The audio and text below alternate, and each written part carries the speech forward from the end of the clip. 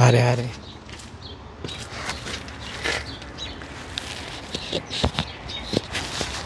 Kaibigan, welcome back.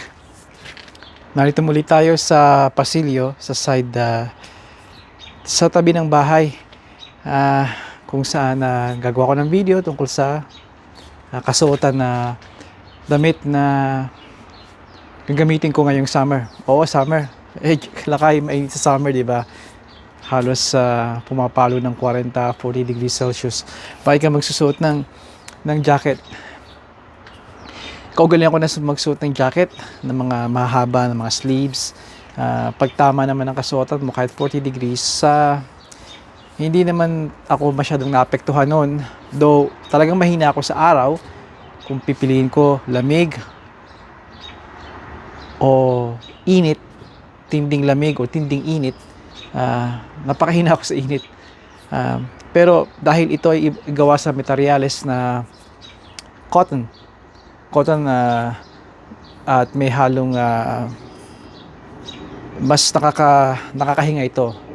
Though hindi ko advise na gumamit kayo ng made in cotton 100% sa t-shirt niyo kung saan nakalapat sa inyong balat at pag pinawisan kayo parang sa Pilipinas, di ba, na malagkit ang pakiramdam nyo dahil nga hindi lang sa yung humidity ay o hindi makahinga yung balat, hindi kayo makapawis ng todo rin ng hindi makahinga yung balat nyo ay nawala na naman ako.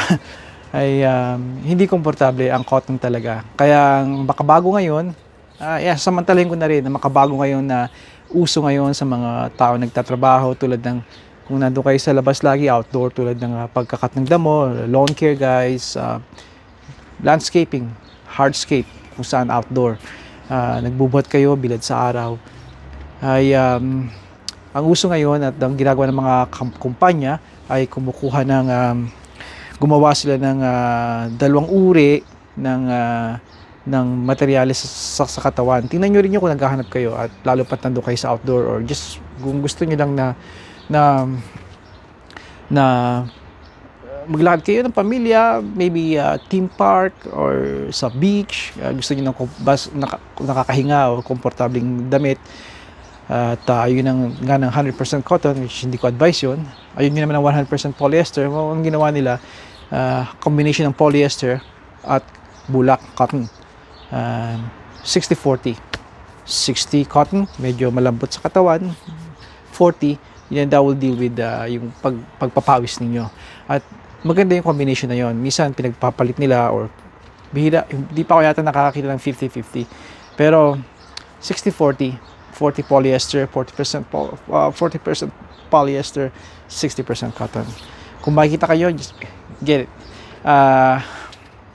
Wag lang kayong kung may mga damit yan, yung mga pangunahing mga produkto tulad ng Carhartt, they sell their shirt, tinatawag na Force, F-O-R-C-E, Force, na $50, $45 plus tax, looking about that range. $50, sabi natin $50 Canadian dollars. Napakamahal na nun, kaibigan. Kaya meron kayong makikitang uri na katulad nun, pero hindi kailangan Carhartt, unless gusto niyo talaga yung Carhartt at name brand. Pero ginawa talaga yon hindi lang sa yung tibay nga, the way they make it, they made that shirt komportable rin at nakakadil nga ng pagpapawis. Kumuha ko nun, kaibigan. Gusto kong ipakita yon, at yun ang nakalimutan ko. Okay, sandali lang, ipopost ko to. And we're back. Okay, hindi to planado na naman. Siguro doon sa mga nanonood ng matagal sa akin ay alam niyo na yung tema ko, impromptu, hindi plano. Yung 5-minute video, 10 minutes, nagiging 20 minutes.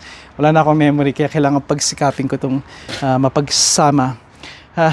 Okay. At alam ko, I keep doing this. Eventually, mananagot ako. Magkakamali ako. At hindi ko mahuhuli yun.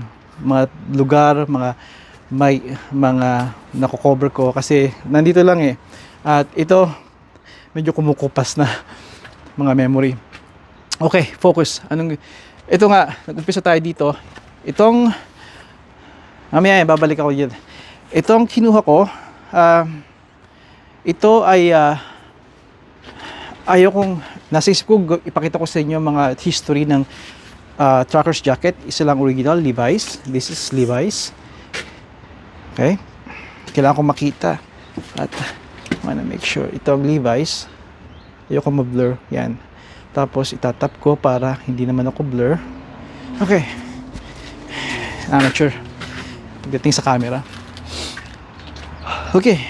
3 types, 3 klase ang Levi's. Kayo na lang mag-check. Wala na akong time. There's type 1, type 2. At ang nakikita nyo kaibigan sa harap ninyo at paano may pag-aari kayo nito sa Pilipinas, yung mga action stars sa atin sa Pilipinas. Number 1 fan ako ni FEJ.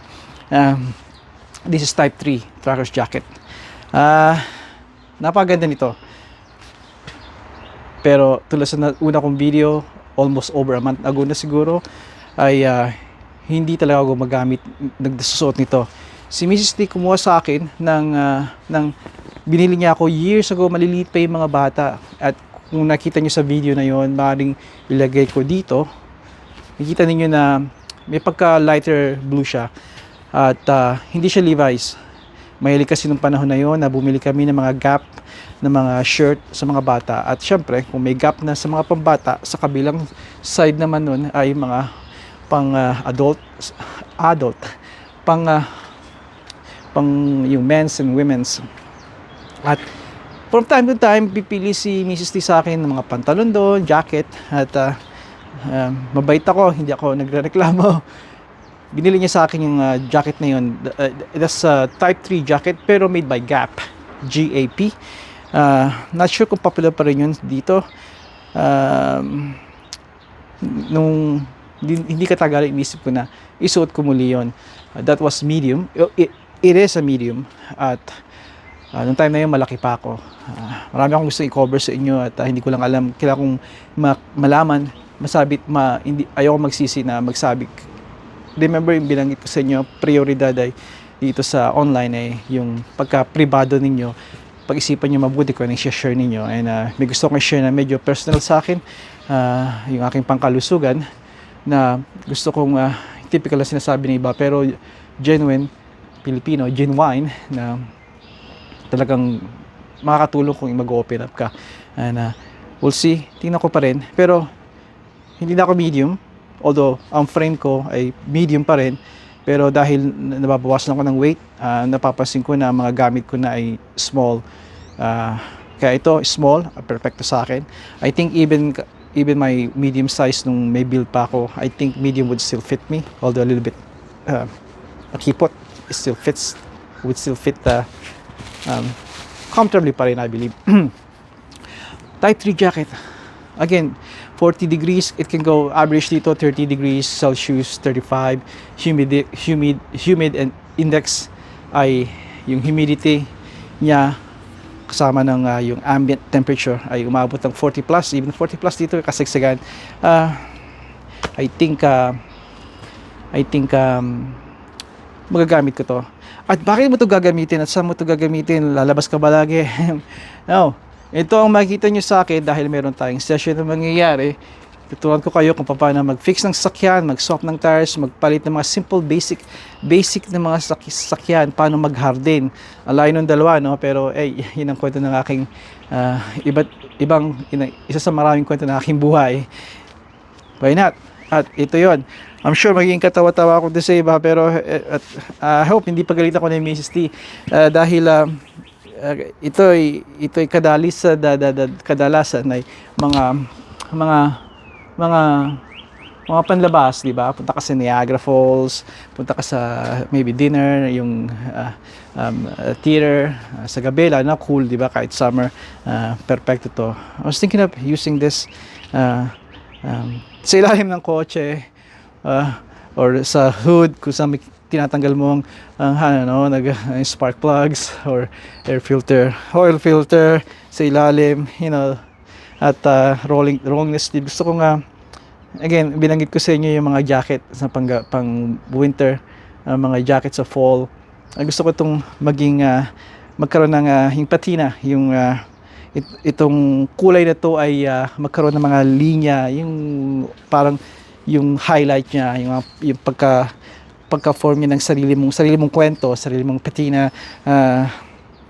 Itong dark indigo na to ay maghahumalo ng kung makulayan pa yung mga aktibidades dahil kapag gumagalaw ka, umupo, nagkakalinya siya. Ito bagong bago to. Nakuha ko to sa Bone Mills. Marami silang uri at maraming mga uri, kahit type 3 jacket kung saan gawa, may iba yung makapal yung leather niya. I thought this is perfect kasi yung leather patch na yung logo nito yung sa likod ay wala akong makitang itong indigo na kulay na to, kundi yung mga light blue. So I thought, I like this. Kaya itong kinuha ko.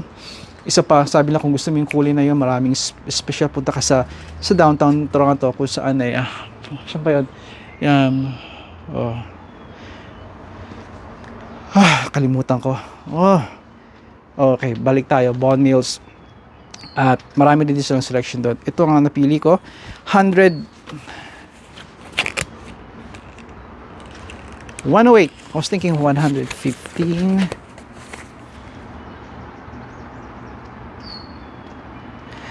Okay.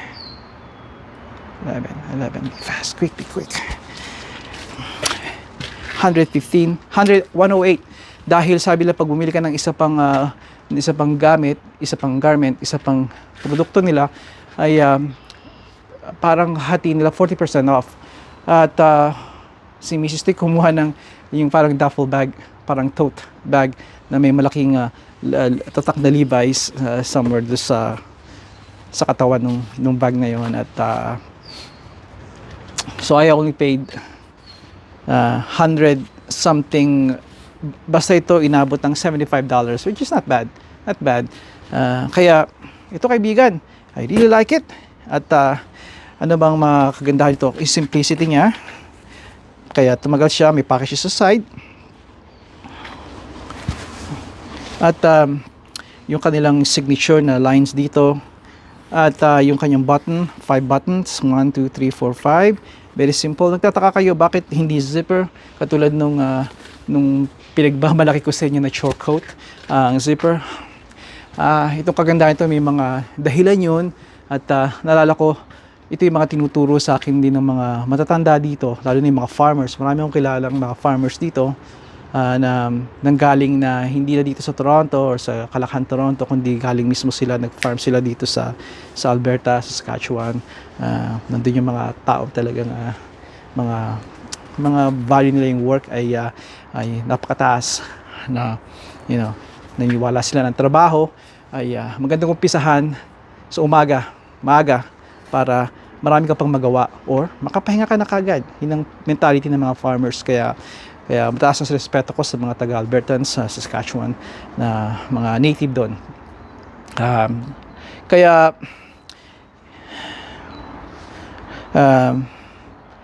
Yun nga, bakit walang zipper?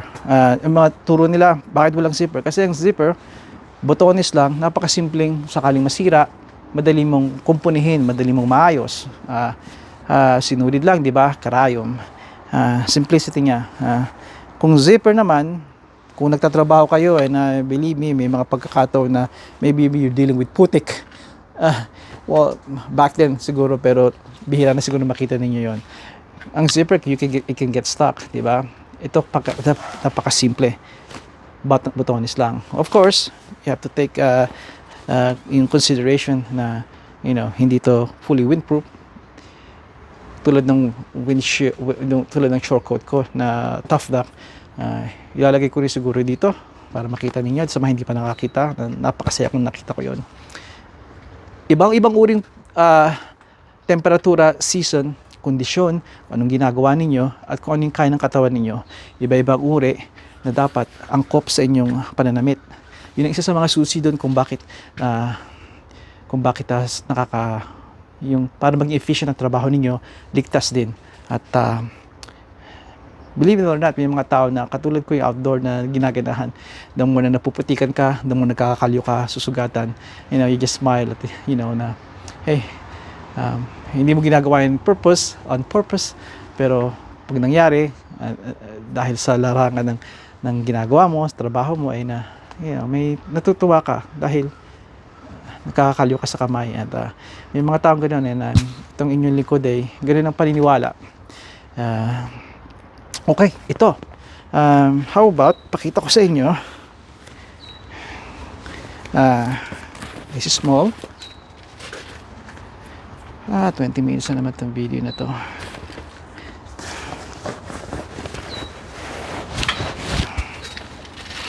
Kaliwa muna.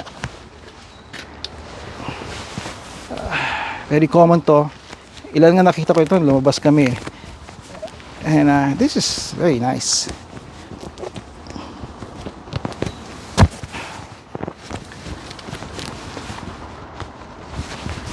Now, during fall, okay din to. Kasi may sweater ka, di ba? May pullover ka. Perfect. Pero, just white shirt sa akin, white tees, and I think I'm okay. And ito siya. There you go. Perfecto yung size, small. Perfecto yung length. Ang sabi nila, ang length nito, kailangan na yung pagkabali ng kamay mo, sa wrist mo, kailangan nandun lang. Kaya this is about right. Pag nalabhan pa, which ito pang sabihin ko sa inyo, siguro sa ibang segmento na yon, hindi lahat ng jacket nilalabhan. Yung iba yung spot clean lang talaga. And I know sa mga kababayan ko na sa Pilipinas,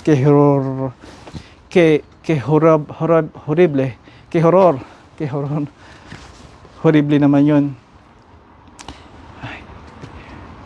Pagdating nyo rito, maintindihan ninyo yun kung bakit ang mga tao ay kung bakit ang tao ay may maririnig kayo na ilang araw hindi naliligo, kung bakit hindi nilalabhan ang kanilang pantalon at ang kanilang jacket.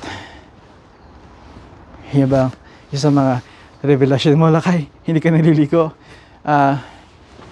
Pilipino ako, katulad ninyo, ano man ang mangyari, maliligo ka. Sa katunayan, sa tuwing summer, ang mga Pilipino dito, 2-3 araw na naliligo. Katulad ko, bilad sa araw, definitely, nakaliligo ko ng more than once. Minsan 3 beses nga. At, pero sa winter, syempre naliligo rin tayo araw-araw. Pero wag nga kayong magtataka kung bakit yung mga tao hindi naliligo. And that's totally fine at hindi sila mangangamoy. Dahil, bakit natin pinag-uusapan to? Dahil, hindi talaga sila mamawis at mga gamit nila hindi talaga napapawisan ito, damit. Siguro yung mga ibang vlogger lang magpapaliwanag sa inyo, pero gagawin ko rin yun we'll see kung mapapaliwanag ko. Pero trust me, maintindihan nyo yung mas nandito na kayo, natikman ninyo ang winter, tikman nyo ang summer, at maintindihan ninyo at makakahalubili ninyo ang mga tao nakatira na dito. Importante, kaibigan, nandito kayo, wag lang kayong bahay, grocery, trabaho, at wag lang sa mga kakilala nyong Pilipino, kababayan, kamag-anak. Assimilate, talk to people, talk to your neighbors, alamin na ibang kultura, at mahusisa nyo, matatawag nyo ang sarili nyo talaga na tunay, yan ang tunay na Canadians. At kung nasa Amerika kayo, yan ang tunay na Americans. Okay? Hindi limitado sa isang kultura lang. Alam ko, komportable ang sariling kultura, pero kailangan nyong pumunta ron. Okay? Kailangan nyong makihalubilo. Alright, kung saan na tayo napupunta. Ito siya, may dalang packet din sa ilalim. Perfecto. Sa mga importante, mga bagay, gloves, wallet. May naisip naman akong gloves. Kumuha ko ng goat gloves. Saka na yun. Ito siya. And napakaganda. I'm really happy. At makikita nyo ito madalas sa akin sa kotse. How's that? Okay? Mag-aayos tayo ng sakyan. Don't worry, dahan-dahan natin at hopefully ma-improve yung pagsasalita ko, hindi yung all over the place, di ba? I really like it. Yung color niya, wild color. Colors niya. Look at that. Para na akong modelo, no? Yung kanyang yung pag-cinch niya dito sa side ng button, perfect para sa akin. Again,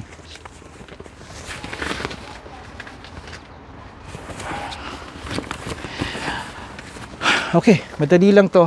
Ito yung nakita nyo sa akin kahapon nung pumunta kami sa Mandarin Chinese Buffet. Ito siya.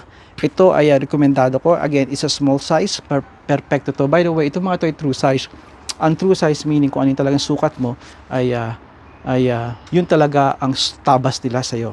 Kaya may mga produkto kasi tulad ng Carhartt. Carhartt is always as size, one size bigger. Meaning, kung medium ka kaibigan, get a small one.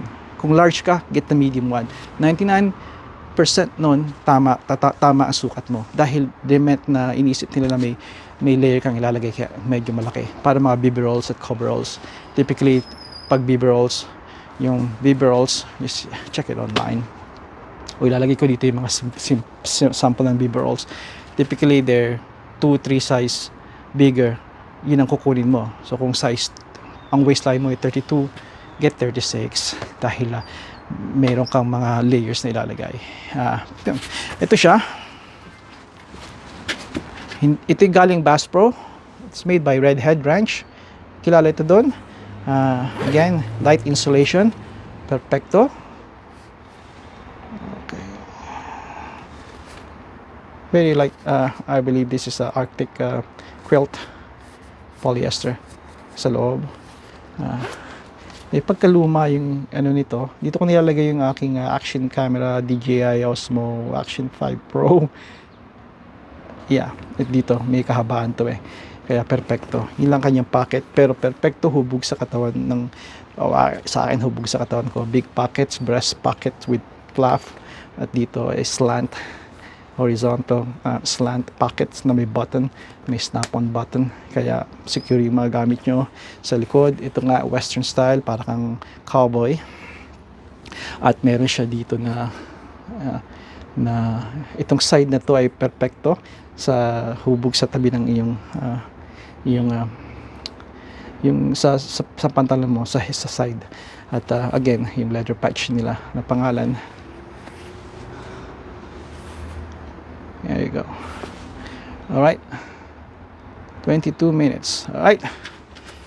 Okay. Bass Pro. Last time kong chinek, hindi ko naibigay yung link do sa last video ko kasi wala na sila ito pero hopefully makita nyo to sa US, meron pa rin ito. Napakaganda niya. Perfecto kasi iba mga vest ay may pagka puffy, bulky siya. Kaya ito perfecto. Pwede ka maglagay ng even yung simple long shirt mo and you almost don't feel it. Yeah. Ano pa? Well, ito na lang kaibigan. Yung shirt. Ito yung sabi ko sa inyo, Carhartt na shirt. Nang sabi ko sa inyo, ang bago nila, matagal na to. Matagal na. Meaning, I would say 2-5 years, which is bago pa rin yun, na nirelease nila. Not exactly sure, so don't quote me on that. Force ang pangalan niya. Pag nakita niyo Force, ibig sabihin nito pang summer mga gamit nila sa pantalon or sa sapatos, sa pantalon or sa shirt. At ang presyo niya ay, para malaman ninyo, this is $45. Right there, $45. Okay, huwag kang magbablur. Yeah. So, this is small. Para gumanda ang pakiramdam ninyo for $44-50. Napakalambot niya, parang American Eagle ang kanyang tela. Pero kaibigan, I think masyadong mahal yun. And it will wick away yung moisture from your body, sweat. Or nandiyo kayo doing some irrigation or yung salon may mga or nababasa kayo, I don't know, sa pagdidilig or dealing with water, wag lang syempre yung biglang tubig, di ba? Yung dahan-dahan na pagpapawis. Magandang shirt ito. Pero kaibigan, lakay for $45-50 yan, masyadong mahal. Tama kayo.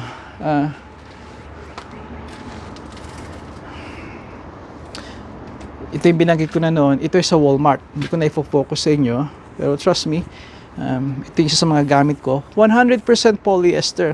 Hindi lang sa summer nyo magagamit, kundi sa winter. Though it's short sleeves, pero hey, It's polyester, better than cotton sa winter. 100% cotton, I still say no sa summer. Polyester, medyo uncomfortable, pero I'd rather have 100% polyester sa summer than 100% cotton sa summer. Unless nasa loob ka ng bahay, if you have activities, may ginagawa ka at pinapawisan ka nga, this will not stick on you. This will wick away your sweat. Okay? $15 sa Walmart. I'm sure makakita pa kayo doon. Look around, $10, $12, $15. Just don't go over $20 sa Walmart yun eh. And here you go. Compare sa makakabili na kayo nito ng 2, 3, maybe 4 kung may deal. Compare dito sa isa lang $50, di ba?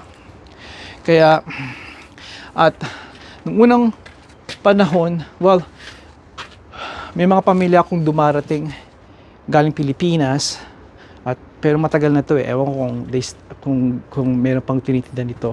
Ito kasi yung nasa alala ko noon. At even sa Pilipinas, ito yung gamit ko pag pupunta ako sa palengke or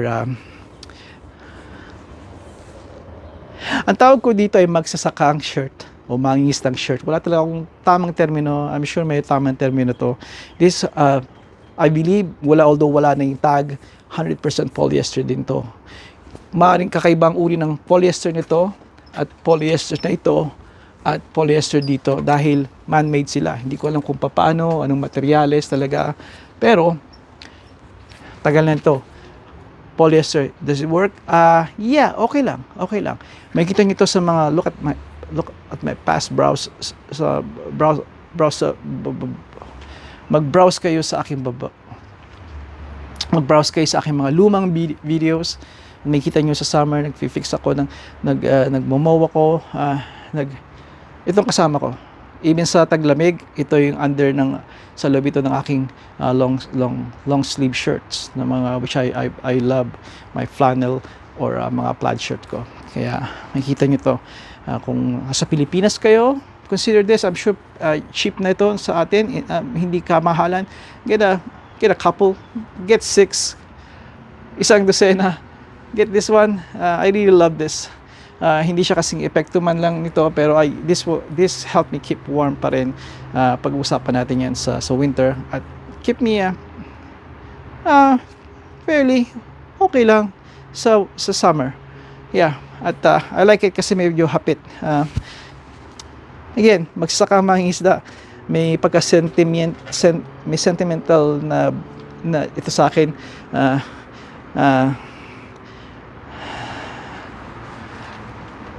Laking Pilipinas pa rin ako, ugali ko.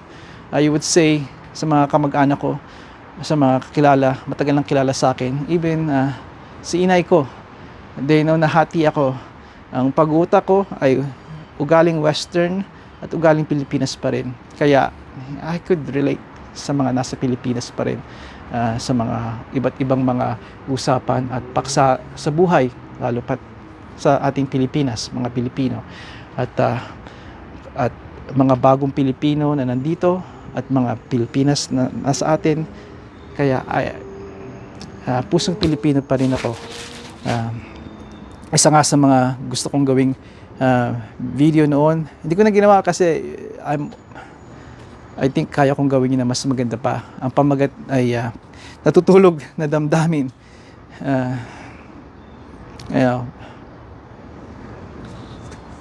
Maybe gagawa ko din muli sa mga magdarang mga panahon pa.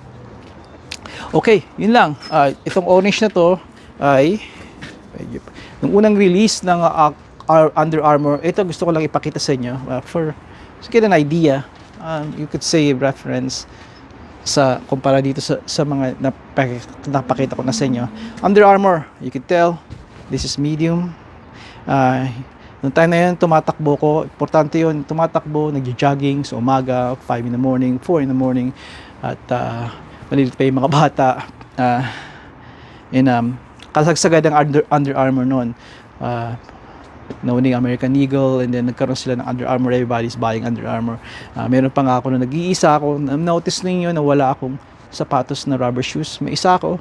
At nandun nakatago. Yun ang gamit ko sa pagtakbo. Notice yung mostly bota ang aking gamit. Ay minsan naman akong rubber shoes. At sa mga Pilipino, sa panonood ko ng mga vlog, napansin ko na mahilig sila sa mga rubber shoes. At sabi ko, dapat alam ko yon dahil sa Pilipinas ko nakita yon. Pero hindi talaga ako nahilig sa rubber shoes. Pero ito, kita ninyo, magandang klase, magandang uri. Hindi ko to binaby, pero look at that, still nice and bright, bright orange. Andun pa yung logo niya. Konting, always kapag may ganyang logo, mga special na almost parang pinache, like it's embedded, not embedded, but alam nyo, parang it's like glued to the shirt. Turn it inside out yung shirt bago nyo labhan. Okay, at saka gentle cycle. May konti siyang mancha sa likod, pero I don't know kung nakikita ninyo. Alright, make sure na magkano to. Typically mga itong shirt, $50. Even back then, $50, $60. Under Armour, very nice. Again, Carhartt, $50 din. So itong dalawa na to, we're looking about over, plus tax, looking about over $100. But look, ito, again, sa Walmart, gotta love the Walmart din, di ba? At I'm sure sa mga iba pa mga local stores, maybe sa Costco rin kung saan kayo pamilyar. At hey, again, ulitin ko yung sa mga thrift store like Salvation Army, Value Village, although Value Village tumataas talaga ang presyo. Just still look, sa iba, ayaw nila doon kasi sa atin yung Value Village thrift store dito, it's still good. Pag-aralan nyo lang na kilatising mabuti. Okay? Yung presyo, katanggap-tanggap, tingnan nyo yung quality. Okay? Inaturo sa akin ni Lolo Tony nung dumating ako dito sa North America mag-shop sa thrift store, at meron siyang rule.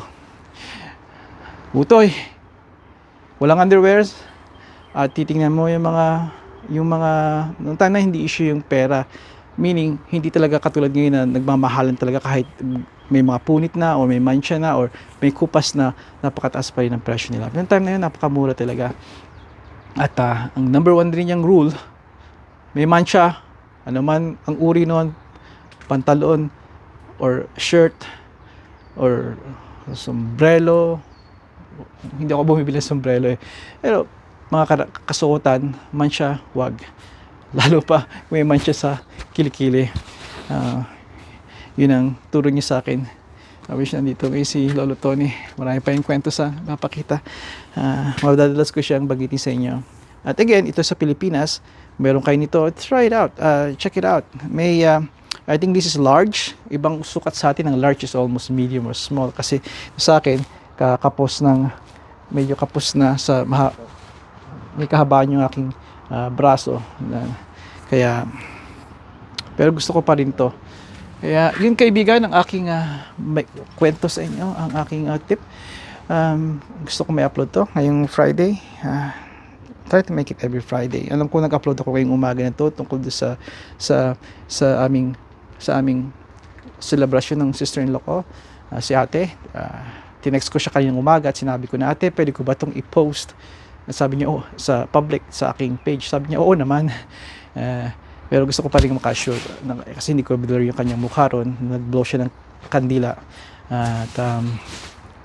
At nakita niyo doon sa tabi niya ay si Bunsuni. Sinabi ko rin yung kay Bunsuni, anak, pwede ba ito? I can blur it? Or, and yeah, no problem, Dad. And natutuwa ako. Respeto. Kailangan pa rin yun kahit alam mo na ikaw yung padre de pamilya, or don't just assume, di ba? Kaya importante yun. Hindi ako perfecto. I'm sure na may mga nakukuha ko na mga tao dyan, kahit claim mo na public naman, or sa mall, hindi private ang mall, hindi public ang mall. Pero hindi ako perfecto, pero just do your best, di ba? At especially sa mga kamag-anak mo, 'di ba? At hopefully ma-pick up 'yun ng aking anak, si Bonsonita, si Juniorita. Okay, ayun lang. Over 20 minutes na siguro to. At ano pa ba? For the record, para ngayon ay May 2. Happy 15 de Mayo sa mga sa Mexico, sa mga Mexican, sa mga may mga kilala ko mga Mexican American. At malapit na ang celebration nila. Check them out. Maganda yung kultura nila. At big sa kanila yung parang malaking fiesta sa atin. Yung 15 de Mayo. Lalo na sa US. Si Juniorita ko nga pala ay pupunta sa pauwi na ngayon. Mga alas 5 darating siya, o alas 6 pipikapin siya ni galing si Mrs. T, galing from work. Pipikapin niya sa downtown Toronto, somewhere there, si Juniorita ko.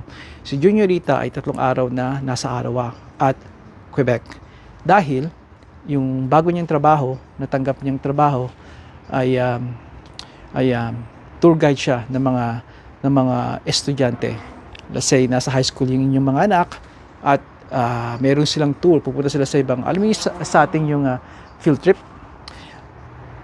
Only ito ay 3 araw sila sa isang hotel, sa isang lugar dito sa Toronto, school ng Toronto. Pupunta sila sa, halimbawa doon nga sa Arawa, to see the parliament place there, building, or sa yung mga may bunker yata sa somewhere in Arawa or Quebec. Yung mga ganong important mga landmarks, parteng history ng Canada. Konektado sa school yun dahil edukasyon pa rin yun. Si Juniorita at may kasama siyang isa, maybe 3 sila, I think 2 lang sila. Nandun sila para gabayan yung mga bata, sila yung magtutour. Nakatulong na marunong mag-Francois, mag-French yung aking anak. Pag-usapan natin yan. Ang aking suggestion sa inyo, lalo pat maagay yung inyong mga anak, ay mga bata pa, pag-aralin nyo ng French. Kung nandito kayo, bukang bibig ko rin nyo sa mga nakarakang video, pag-aralin nyo sila ng French dito sa Canada. Makakatulong ng malaki sa kanila yon. Kung nasa US naman kayo, pag-aralin nyo ng Spanish. I know, kabilang yun sa pinag-aaralan sa school, ang Spanish, noon pa. Pero, you make sure na naintindihan na nakakapag-communicate sila fluently sa Spanish sa US. Kung dito naman ay French. Now, ang French dito, para ba sa lahat? Maaaring hindi. Lalo na pagdadalhin nyo sa French immersion school ang inyong mga anak.